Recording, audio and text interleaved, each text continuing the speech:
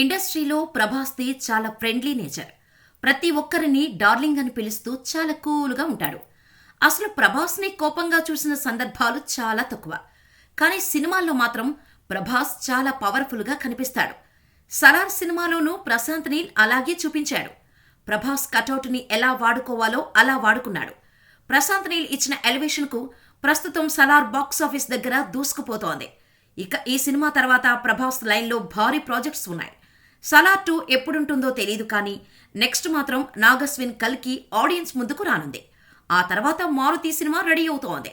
ఇక ఆ తర్వాత రాబోయే సినిమాపై ఇప్పటి నుంచే భారీ అంచనాలు ఉన్నాయి. అర్జున్ రెడ్డి, యానిమల్ సినిమాలతో సెన్సేషన్ క్రియేట్ చేసిన సందీప్ రెడ్డి వంగతో గతంలోనే స్పిరిట్ అనౌన్స్ చేశాడు ప్రభాస్.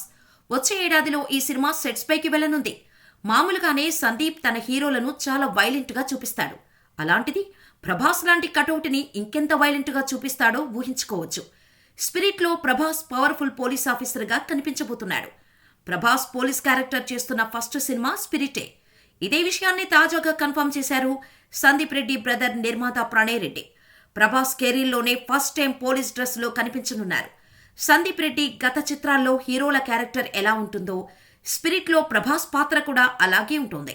యాంగ్రీ యంగ్ మ్యాన్ గా కనిపిస్తాడని చెప్పుకొచ్చాడు. దీంతో స్పిరిట్ పై అంచనాలు పెరిగిపోతున్నాయి. మరి సందీప్ రెడ్డి వంగ ప్రభాస్ ను ఎంత పవర్ఫుల్ గా చూపిస్తాడో చూడాలి.